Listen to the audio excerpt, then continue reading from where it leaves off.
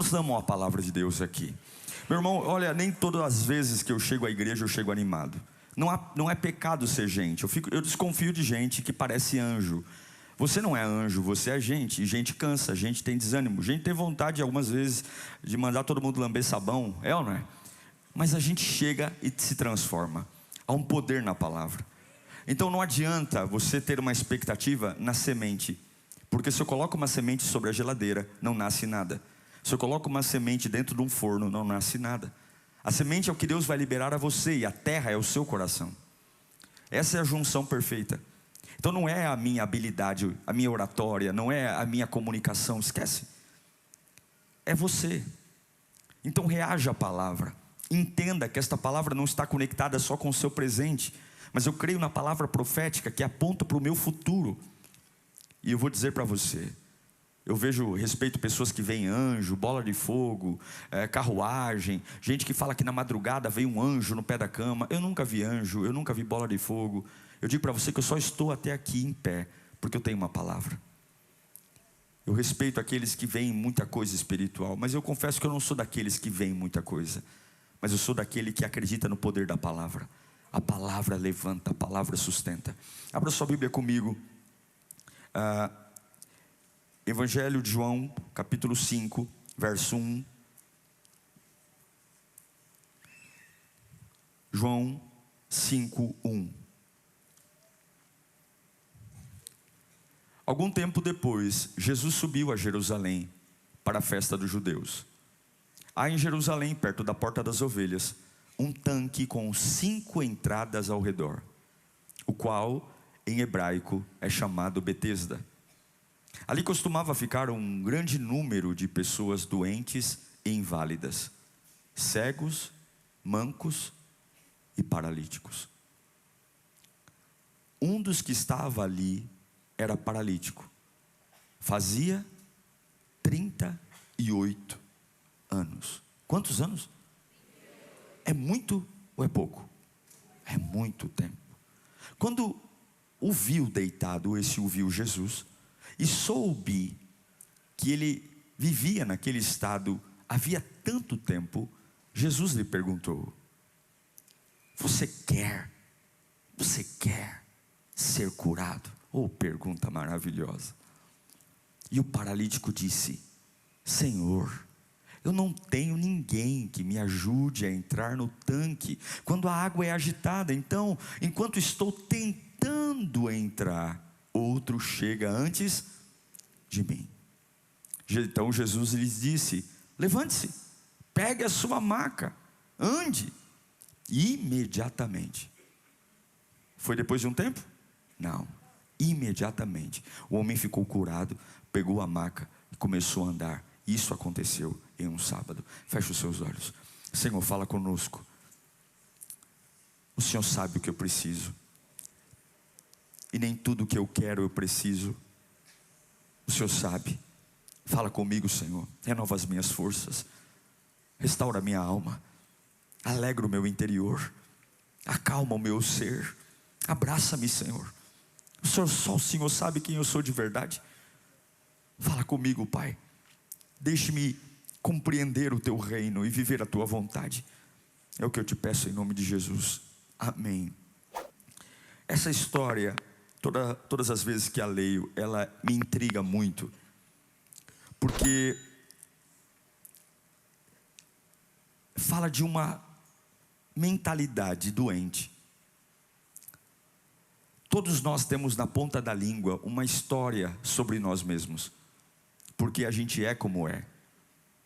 Então, por exemplo, quando alguém nos confronta: Por que você reage assim? Aí você vai dizer: eu tenho uma história. Você vai ter que entender minha criação, o pai que eu tive, a mãe que eu tive. Mas por que você chora desse jeito? Só falar um pouco mais firme que você. Eu tenho que te contar uma história. Eu, na minha adolescência, passei por uma situação com um tio. Por que você é assim insegura no amor? Porque quando eu era nova eu fui traída, eu fui traído.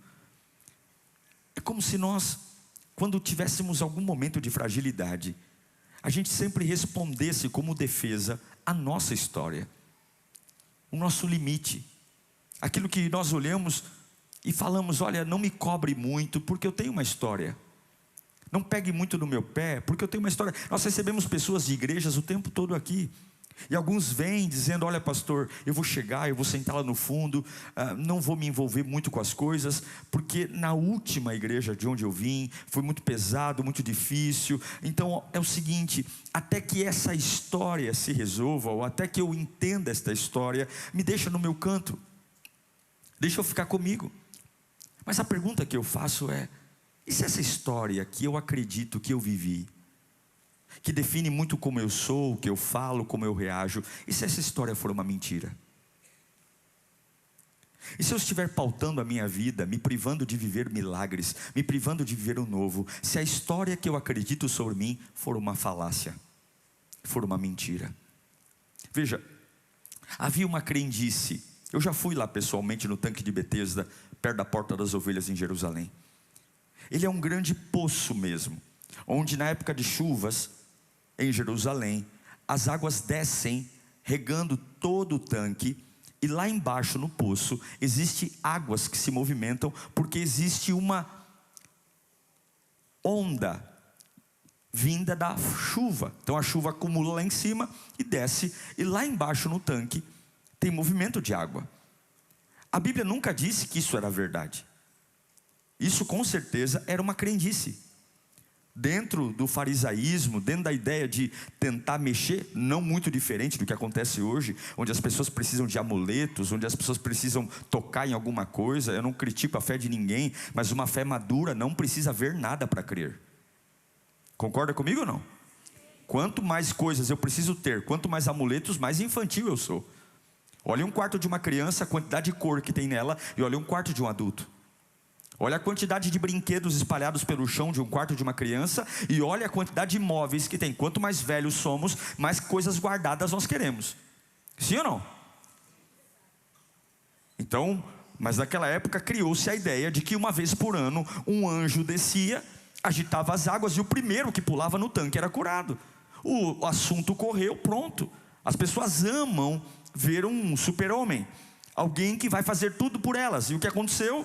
O tanque de Betesda virou um grande aglomerado de doentes, cegos, coxos, esperando que uma vez por ano essa água agitasse. E essa água agitava exatamente por conta das chuvas. E ali estava um homem, e Jesus, como um bom judeu, ele frequenta esse lugar, ele está indo nesse lugar. Ele é o Senhor dos senhores, ele é o Rei dos reis, ele está indo lá. Há uma fé no tanque, há uma fé onde quem cair primeiro na água é curado. E agora a Bíblia diz que Jesus entra. E eu acho lindo que Jesus ele vai olhar e vai falar o seguinte: quem é o camarada que está mais tempo aqui? Porque o texto diz que ele vai falar com aquele que ele percebeu que estava mais tempo. O homem está há 38 anos, há 38 anos sentado ali. E aí Jesus faz uma pergunta simples: você está endividado? Alguém fala: você quer um dinheiro? O que você vai falar? Quero. Sim ou não? Você está doente, você quer uma cura? Qual é a resposta? Mas o que me impressiona nesse texto é que o camarada ele não consegue responder a pergunta mais importante da vida dele. Jesus diz: ei, você quer ser curado? Jesus não perguntou o nome dele, a condição financeira dele. Jesus não perguntou sobre o tamanho da fé dele. Jesus só perguntou: você deseja uma vida nova? Você deseja? Não é sobre conseguir, é sobre desejar. Porque algumas vezes falta desejo em nós. Estamos num lugar de fé, mas não temos desejo. E sabe o que acontece? Aquele homem não consegue dizer sim Jesus, ou sim homem, talvez ele nem sabia quem era. Sim, eu quero voltar a andar. Sim, eu quero sair dessa história miserável. Sim, eu quero sair, são 38 anos na miséria. Eu quero, não. Ao invés de dizer sim, ele vai contar a história. Ele vai dizer: olha, não é que eu não queira, mas todas as vezes que eu tento rastejar para o tanque, alguém chega primeiro que eu. O que estava matando esse homem não era a deficiência dele. O que estava matando esse homem não era que ele era paralítico. O que estava matando esse homem era a história dele. Ele estava de frente com o autor da vida. E desculpe você, mas eu acho que Jesus não era só homem. Algum cheiro diferente devia exalar dele. Os olhos dele deviam ser diferentes. O tom de voz dele devia estremecer a alma. O semblante dele devia trazer segurança. As suas mãos, não era só uma pessoa falando: você quer ser curado. Era o próprio Deus na frente dele. A saída, aquilo que eu não vivi 38 anos, agora estava se abrindo uma porta para mim, uma janela, uma esperança. Mas eu estou tão preso numa história, eu estou tão preso numa trajetória, que eu não consigo olhar para o dono da minha vida e dizer: sim, eu quero uma vida nova. A verdade é que 38 anos é muito tempo, gente. É muito tempo. E o tempo, ele vai calcificando coisas.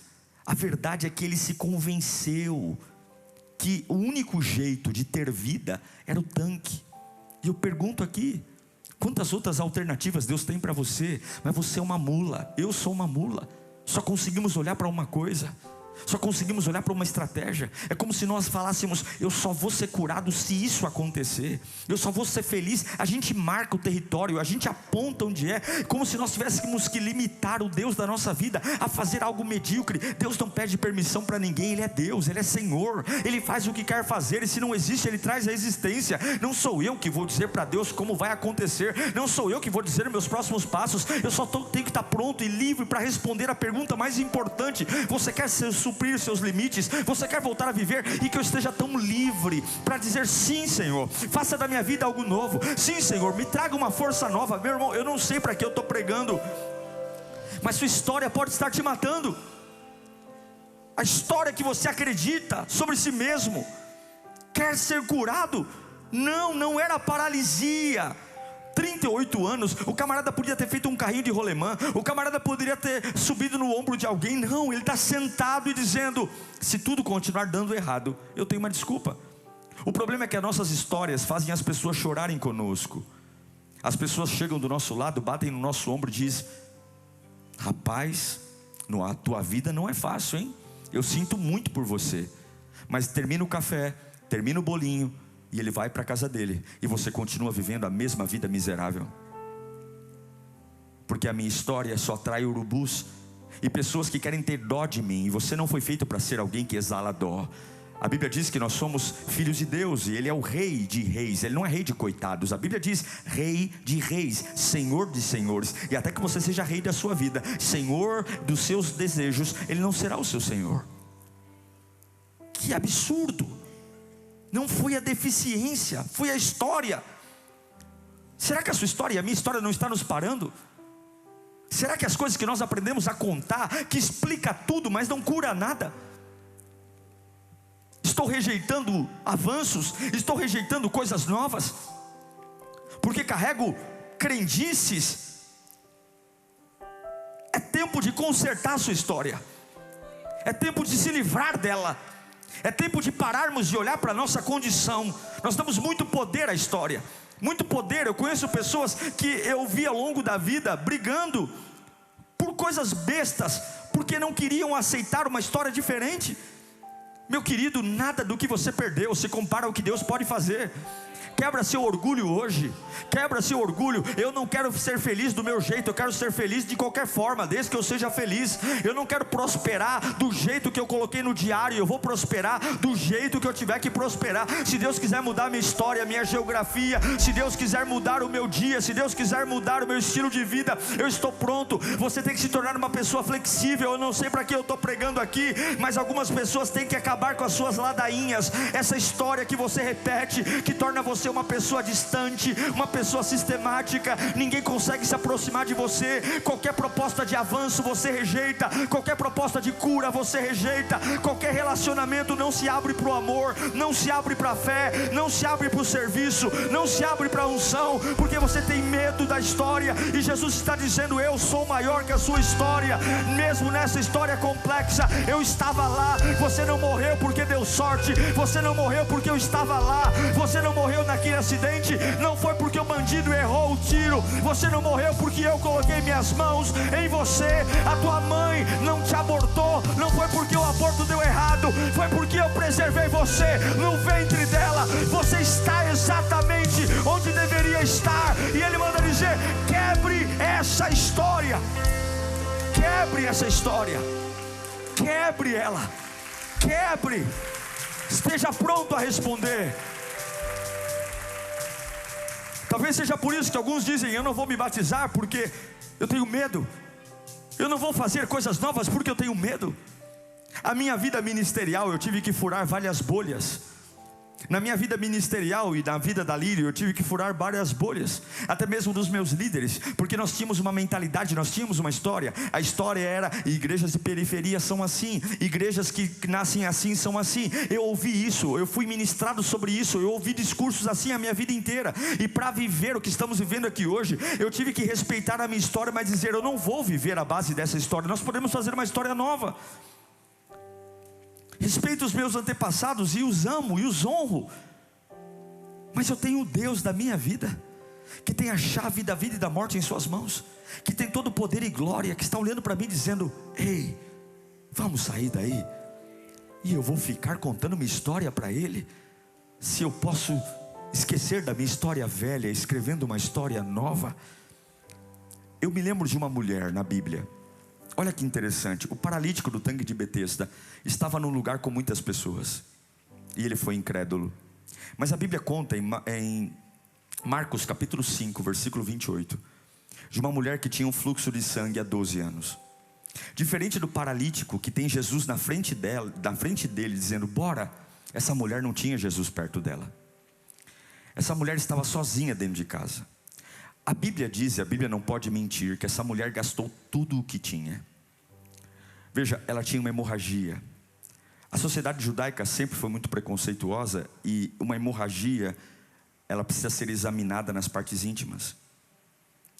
Mulheres não tinham o direito de fazer pagamentos, mas a Bíblia diz que ela gastou tudo o que tinha. Significa que ela não tinha marido, que ela não tinha irmão, que ela não tinha pai, que ela não tinha nenhum homem na família, porque ela mesma fazia os pagamentos. Então a sociedade olha para aquela mulher que tem uma hemorragia, dizendo: ela é pecadora. A sociedade olha para aquela mulher que é vista por médicos em sua intimidade e diz: ela é impura. Essa mulher, ela tem que fazer seus próprios pagamentos. Então a sociedade diz para ela: ela é uma abandonada. E a Bíblia diz que na casa dela não há nada. Eu imagino que é como se fosse a casa de um usuário de droga em nível máximo, que tivesse vendido tudo, micro-ondas, geladeira, e só tivesse as paredes. E Jesus não está na frente dela. Lá no tanque de Betesda, Jesus está na frente do paralítico dizendo: bora. E ele diz: eu tenho uma história. Mas aqui não. Mas olha o que diz em Marcos 5, 28. Ela está sozinha em casa.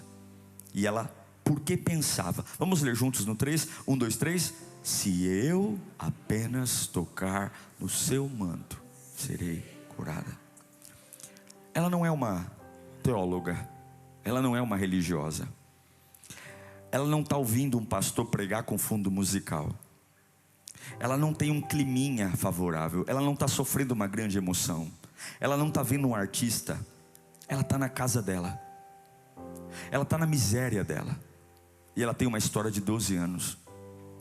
Mas ela entendeu que ela não consegue apagar uma história velha até que ela esteja escrevendo uma história nova. Eu acho maravilhoso, porque de onde foi que ela tirou tocar na orla dos vestidos? Eu sei de onde ela tirou. Ela tirou de Deuteronômio, porque a Bíblia diz: os judeus andavam amarrados na orla dos vestidos, borlas, pequenas bolas de lã, que simbolizava o compromisso que o judeu tem de honrar os mandamentos, de honrar as regras. Então ela diz: se eu tão somente tocar na orla dos vestidos de Jesus, eu serei curada. Ela diz: eu não posso fazer muito, mas se eu apenas tocar, se eu apenas der um passo de fé, se eu apenas der algumas coisas, a minha vida vai mudar. É como se ela dissesse: eu só preciso alcançar alguma coisa. Não precisa fazer muito. Eu só preciso alcançar. Eu estou em anemia profunda, eu estou sozinha. E aí, olhe para mim. No meio dessa história de caos, de tristeza, essa mulher muda a história dela dizendo apenas uma coisa: se eu apenas. Ela começou a pregar para si mesma. A gente vive uma sociedade muito frágil, onde nós precisamos de rede de apoio e precisamos de um monte de gente ao nosso lado. E eu não sou contra ter amigos, e eu não sou contra ter pessoas que nos ajudem, mas a verdade é que em alguns momentos é você e você. Tem alguns momentos que, se você não souber o que dizer a si mesmo, você morre. Porque por mais que as pessoas tentem te ajudar, as palavras das pessoas são vazias. E é desesperador ver alguém querendo nos ajudar, e a gente olha para ele e fala, muito obrigado. E você fala, querido, você não faz nem ideia que você não me ajudou em nada, só me deixou mais nervoso. Essa mulher está num estado deprimente. Mas diferente do paralítico do tanque de Betesda, que Jesus pergunta, você quer uma vida nova? Ele diz, eu tenho uma história. Ela começa a dizer para ela mesma, se eu tão somente tocar. Ao invés de falar da ilusão, ela fala da verdade. Eu sei que estou sangrando, eu sei que estou fraca, eu sei que as probabilidades são todas contra mim, eu sei que estou sem dinheiro, eu sei que todo mundo olha para mim com o nariz torto, eu sei, mas se eu apenas tocar eu serei curada.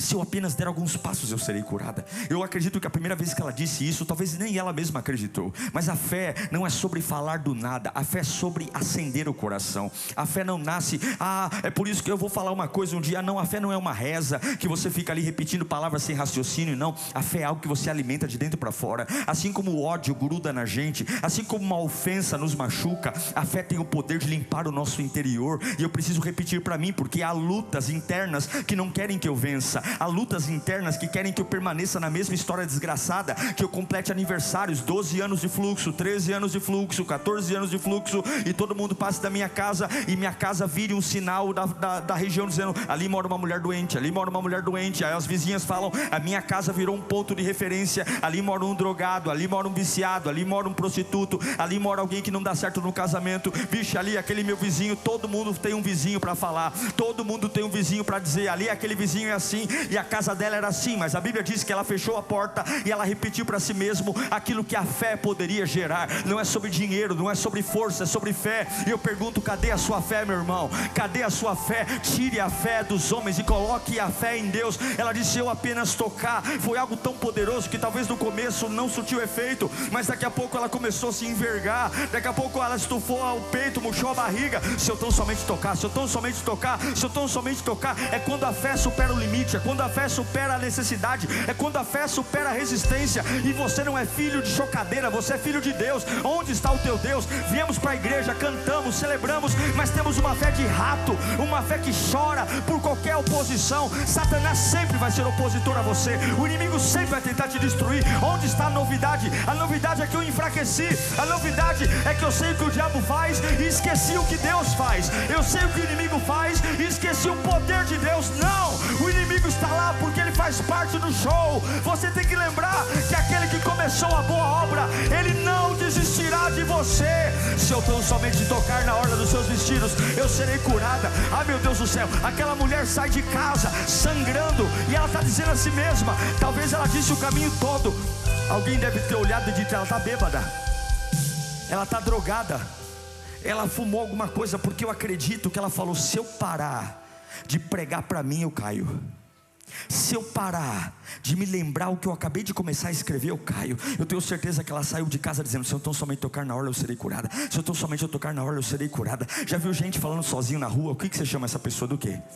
De doido. Se eu tão somente tocar na orla do seu vestido eu serei curada. Jesus era o popstar do momento, as pessoas se aglomeravam em volta dele. Não é fácil chegar em Jesus. Jesus é a maior celebridade da época. Discípulos estão fazendo segurança, pessoas gritando, cegos, coxos, mudos, surdos, pessoas que são fortes mas têm deficiência. Ela é frágil, mas ela vai dizendo, se eu tão somente tocar na orla dos vestidos eu serei curada. Aquela mulher talvez em algum momento da caminhada deitou no chão, e a Bíblia diz que ela toca na orla dos vestidos. Veja, não foi Jesus que disse que ela seria curada assim, foi ela que disse que seria curada daquele jeito. Não foi Jesus, porque a religião talvez diria, marca uma reunião com ele. A religião talvez diria, marca um bate-papo com ele, olha para ele, fala bonito. Mas tem horas que dependendo do problema não dá para falar bonito. Tem horas que dependendo da angústia não dá para marcar reunião. Só você sabe como chegou até aqui hoje. E eu quero dizer que nem coisas que você não precisa deixar para o próximo culto, tem coisas que você pode resolver nesse culto mesmo. Só você sabe como chegou até aqui. E Jesus diz, quando foi que eu deixei de ser forte? Quando foi que eu deixei de ser poderoso? Quando foi que eu deixei de fazer milagres? Quando eu deixei de atender as minhas ovelhas? Quando foi? Ela toca. E a história dela é assim: não encostem nela, ela é impura. Não toquem nela, A história antiga diz: você está quebrado e você vai morrer sangrando. Mas a história nova diz: eu posso tocar.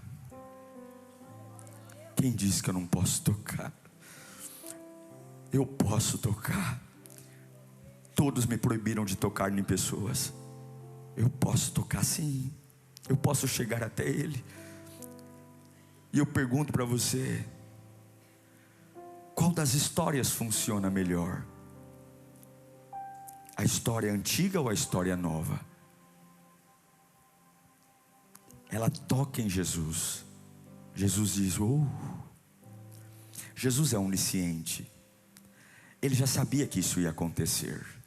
Mas Jesus, Ele gosta de tirar da escuridão aqueles que são desprezados. Jesus não é bobo. Ele sabe que tudo aquilo ia acontecer. Mas Ele entra na cena, está entendendo? Porque quem vai promover você não é sua conversa, é a sua fé. Jesus diz: alguém me tocou. Aí os discípulos dizem: ei Jesus, o Senhor está de brinques. A multidão te aperta, o Senhor está um liquidificador, está todo mundo, tipo Valdomiro Santiago, todo mundo passando lencinho no Senhor aí. Não. Encostar em mim é uma coisa, ela tocou em mim, porque de mim saiu virtude. É como se Ele dissesse: eu não a curei, ela arrancou a cura. Ela arrancou. Ela fez o dia, ela fez o calendário, ela fez a oportunidade. E aí Jesus pergunta: quem me tocou? Ela já estava sem hemorragia. Ela já poderia voltar para casa curada, retomar a vida dela. Mas Jesus vai fazer sempre além do que o que você espera. Quando Jesus diz: quem me tocou? Quem me tocou? De propósito Ele está dizendo: eu quero que você se manifeste. Eu quero que as pessoas vejam você. Quem é você? Fui eu, Senhor, que te toquei. Ah, mulher, aleluia. Meu irmão, minha irmã, é por isso que em Mateus 7,7 Jesus diz: coloque para mim por favor, eu quero caminhar por fim. Peçam, peçam, peçam e lhes será dado. Busquem e vocês encontrarão. Batam e a porta será aberta. Não adianta você ter Jesus na sua frente se você não quiser. Jesus curou o paralítico de 38 anos por misericórdia. E disse: tá bom, você não entendeu nada, mas levanta e anda. Mas essa mulher do fluxo não. Essa mulher, ela provocou o milagre. E eu quero fechar dizendo esses 3 movimentos. Você que está aqui dizendo: pastor, eu estou super limitado, eu estou cansado, está tudo contra mim. Eu quero te ensinar essas 3 chaves aqui. Encerro e nós vamos orar para ir para casa. Peça. Peça. Pedir é um movimento simples de falar. Peça. Peça. Abre essa boca cheia de dente e peça. Deseje. Não murmure, peça. Revolte-se. E não importa se a probabilidade, a matemática diz que é o contrário. Não peça. Pedir é uma consciência profunda, porque eu só peço para quem eu tenho consciência que tem para me dar. Eu não vou pedir para qualquer um. Eu não sou idiota de ficar pedindo coisa para gente que não tem. Então quando você pede é porque na sua consciência está claro: Deus pode. E quando você para de pedir é porque a sua consciência diz: você não crê mais em Deus. Os assuntos que você desiste, os temas que você tira das orações, fala muito mais sobre a sua crença em Deus do que sobre o seu problema. Porque se eu realmente creio que Deus existe, se eu realmente creio que Deus faz milagre, eu nunca vou parar de pedir. Eu nunca vou parar de pedir. Eu vou continuar pedindo, porque se eu creio nele. E a Bíblia diz que aquele que pede, recebe. Pedir não é um grito desesperado no escuro. Pedir não é ficar em casa no corredor como uma louca, com um louco, cabelo para cima, batendo na parede, parede, não. Pedir é um ato direcionado, é fechar os olhos, é olhar para Ele e dizer: eu sei que Tu podes, eu sei que o Senhor tem, e pela autoridade do nome de Jesus eu estou pedindo: salva a minha casa, salva a minha família, me liberta desta depressão, me tira dessa ansiedade. Eu não sei como, mas sei que Tu podes. Eu não sei como, eu não sei para que eu estou pregando aqui, mas se você crê nisso, faça um barulho para Deus agora. Se você crê nisso, faça um barulho, porque Ele vai mudar a sua história hoje. Ele vai quebrar todos os paradigmas da sua vida hoje. Olha o que diz o Salmo 2, verso 8. Salmo 2:8, põe para mim aí. Salmo 2:8. Peça-me e vou fazer o quê? Mas não, somos tudo um bando de frouxo. Posso falar? Bunda mole. Não pedimos. Ele está dizendo: peça-me e eu te darei as nações como herança, e os confins da terra como sua propriedade. Por que não temos mais? Porque não pedimos. Ficamos com carinha de dó, querendo que as pessoas nos dêem um pires, jogue uma moeda no nosso pires. Esmola de atenção, esmola de afeto, quando você deveria dobrar o joelho e dizer: Pai, eu sei quem o Senhor é, e eu sei o que o Teu sangue faz comigo. Me dê essa vaga nesse emprego. Deus, cura a minha família. Deus, eu vou entrar amanhã naquele hospital, e eu sei que eu vou repetir o exame, e a cura vai estar lá. Eu vou dizer a mim mesmo: eu não vou ouvir urubu, eu não vou ouvir coveiro. Se for para andar comigo, tem que ser parteiro, porque a minha vida é o nascimento de sonhos, e não o sepultamento de propósitos. Levanta a mão para cá. Deus vai despertar em você um desejo e ousadia de pedir. Peça, peça, não é como fazer, é peça. Ele vai dizer peça. Segundo, ele vai dizer busque. Buscar é um movimento de sair do lugar. Jeremias 29:13 diz: buscar-me-eis e me acharão quando vocês me procurarem de todo o coração. Não é aquela busca pele fina, não é aquela busca que quando dá. Todo o coração significa prioridade. Deus não é seus capangas e seus amigos. Não rebaixe o Deus ao nível das pessoas que você conhece. Eu sou gente, Deus não é. E Deus nunca vai permitir que nós rebaixemos a sua graça e a sua glória aos caprichos da nossa alma. Deus não é como nossos amigos de dominó. Deus não é como nossas amigas de WhatsApp. Deus é Deus. Deus não é um acidente, Deus é o Senhor. Tem a capacidade de se apaixonar por uma busca. Tem a capacidade de determinar os seus dias. Tem a pretensão de honrá-lo todos os dias da sua vida. Busque, movimente-se. Deixe a comodidade dessa geração de coisas prontas. Todo mundo quer fast food, todo mundo quer ligar, e se não recebe a pizza em 15 minutos, já liga esculhambando a pizzaria. Nós não conseguimos esperar por nada mais. Há uma impaciência, há uma intolerância, há uma agressividade. Deus está dizendo: eu não vou cair nesse joguinho, porque o meu tempo é perfeito e o seu tempo não é perfeito, e eu não vou mudar o meu plano porque você está histérico, quer manga verde, come, mas depois não reclama da dor de barriga. O que Deus manda eu dizer para você é: não queira nada fora do meu tempo, e até que o meu tempo se cumpra, continue buscando. Levanta cedo, dorme tarde, vai estudar, vai se preparar, vai orar, vai se consagrar, vai limpar a tua vida e continua buscando, que quando for o tempo eu me revelarei a você, eu darei a você. Faz parte do plano de Deus. Mova-se. Então peça, busque e último, bata. Se você for à minha casa e o porteiro do prédio que moro falar assim: você vai na casa de quem? Ah, eu vou na casa do Diego. E o porteiro disser: ele não está. Você ainda assim vai tocar o interfone? Hã? Você ainda assim vai tocar o interfone? Claro que não. Se tem alguém dizendo que ele não está em casa, por que eu vou tocar o interfone? Não tem ninguém na casa. Então quando Deus diz assim: ei, bata, o que Ele está querendo dizer? Eu estou do outro lado da porta. Ele não mandaria você bater numa porta que não estivesse ninguém do outro lado para abrir. Quando você bate a porta se abre. Isso é lindo, é como se Ele falasse: eu estou do outro lado esperando você.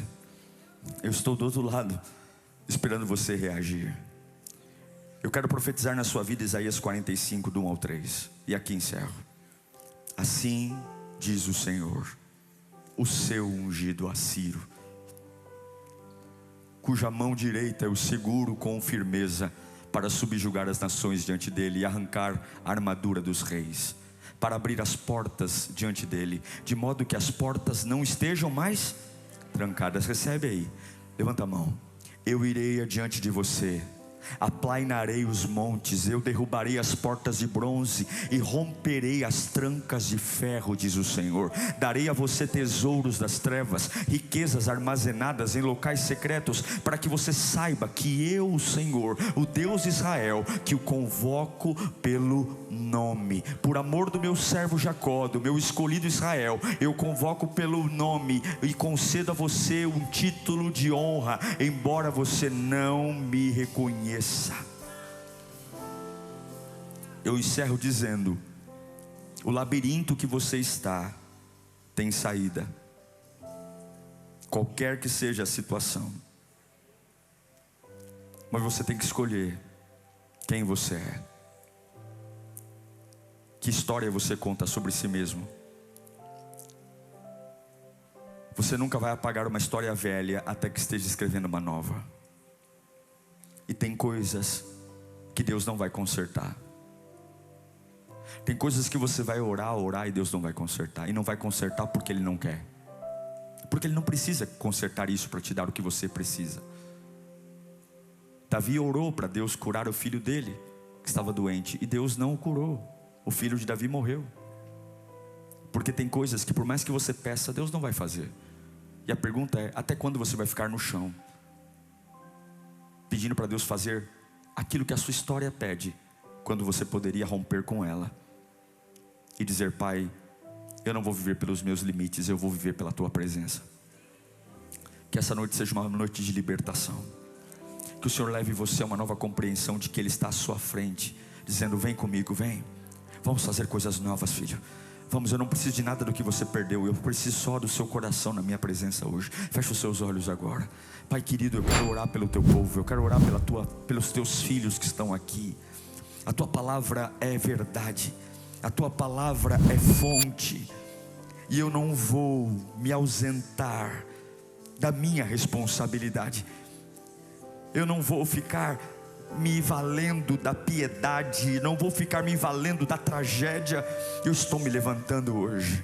Eu estou me levantando apesar do sangramento. Eu estou me levantando apesar das caras feias. Eu estou me levantando apesar do ódio que me acompanha. Eu estou me levantando porque o Senhor pode confundir tudo o que pensa ao meu respeito. A minha casa não será marcada como uma casa de doença. Os meus filhos não serão marcados como filhos da prostituição. O meu casamento não será marcado como um casamento de desastre. O meu final vai ser melhor que o meu começo. E eu declaro na autoridade do nome de Jesus, eu nem sei como isso vai acontecer, mas hoje eu vou sair desta prostração, eu vou sair desta agonia, e eu quero a Tua presença, a mesma presença que trouxe virtude para aquela mulher. A mulher recebeu virtude, a fraqueza foi embora, a fragilidade foi embora, e a força voltou, a dignidade, a esperança, a família, os sonhos, porque esse é Jesus, esse é Jesus. Eu não preciso falar do capeta, eu vou falar de Jesus. Jesus é o Senhor, Jesus é o Senhor, e Ele manda eu te dizer: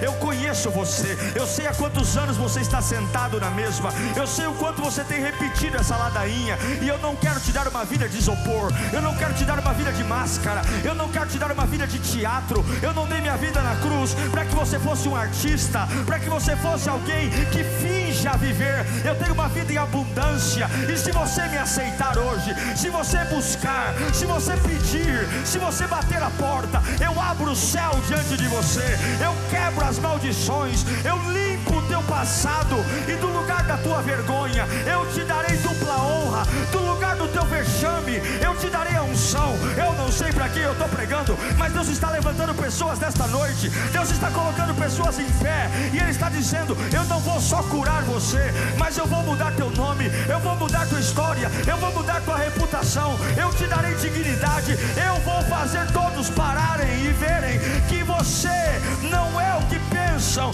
você é minha, você é meu, diz o Senhor.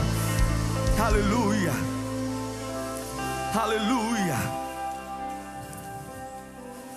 Curado, perdoado,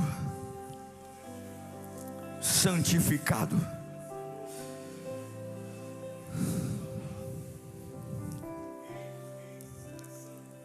Uma das coisas que eu percebi é que a maioria das pessoas não sabe o que quer. Há um tempo atrás, recebi uma pessoa e ela me dizia: pastor, eu sofro tanto por conta de uma paixão que tenho por uma pessoa que não me respeita. Eu apanho, ele me humilha, mas eu oro e Deus não me tira de lá. Esse é o pensamento do tanque de Betesda. Eu estou nessa situação de desgraça porque eu preciso que alguém venha me socorrer. E a pergunta que eu te faço é: e se ninguém for? E se alguém for, mas demorar 10 anos? E se ninguém ligar? E se ninguém se importar? E se você descobrir que você não é tão querido como pensa? E se um dia você perceber que todas as pessoas que se aproximaram de você se aproximaram pelas suas coisas e não por quem você é? E o dia que você não tiver mais as suas coisas, quem é que vai te salvar? Quem é? A maioria das coisas que nós pedimos para Deus, a gente não quer cura, a gente quer Doril, a gente quer anestesia, porque a gente aprendeu a viver mal. Mas Jesus não é um convite de pronto-socorro que vai te dar Buscopan na veia e você volta para casa. Jesus é cura. Ou você aceita a vida que Ele tem para você, ou viva a sua vida medíocre. Porque a cruz não é sobre alívio, a cruz é sobre vida, e vida em abundância. E ao longo do tempo você vai ter muitas decepções, mas tem um que nunca vai te decepcionar. Peça, busque e bata. Vamos colocar em pé, vamos. Eu creio que Jesus está aqui, você crê? Eu creio que Ele está aqui. Respira fundo. Tão certo como o ar que eu respiro, eu creio que Jesus está aqui. Eu creio que Ele me vê, eu creio que Ele me ama. Feche os seus olhos. Há quanto tempo você não olha para Ele e fala que o ama? Fala. Mas pastor, eu não falo que amo nem para o meu pai. Fala para Jesus. Fala, porque no dia mau é Ele que vai estar lá. Fala que no dia que você fizer 38 anos no chão, quando você já fazer parte da paisagem, muita gente fala: isso aí já é assim, ele já é assim, ele já é doido mesmo, ele já é assim, ele chora mesmo assim. As pessoas já se acostumaram, você virou um elemento da paisagem. Jesus vai dizer: eu vou acabar com essa paisagem, eu vou tirar você para fora. Eu fico tão feliz em saber que você ficou até o final do sermão. Agora tem uma lição de casa pela frente. Não basta só ouvir, tem que praticar. Mas eu acredito que o Espírito Santo está aí com você, juntinho, para te ajudar nessa missão. Quero agradecer a todos que investem aqui no canal, que abençoam. Graças às suas doações, nós temos trabalhado para oferecer cada vez conteúdos mais relevantes para você. E lembrando que, além dos sermões, nós temos todo um menu de atividades aqui no canal. De segunda a sexta-feira, às 10 da manhã, pense e ore. Todos os dias, à meia-noite, clamor da madrugada. E aos sábados, temos um motivacional Metanoia para virar chaves na sua vida. Que o Senhor te abençoe, que o Senhor te guarde e nos vemos aqui no próximo conteúdo. Deus te abençoe.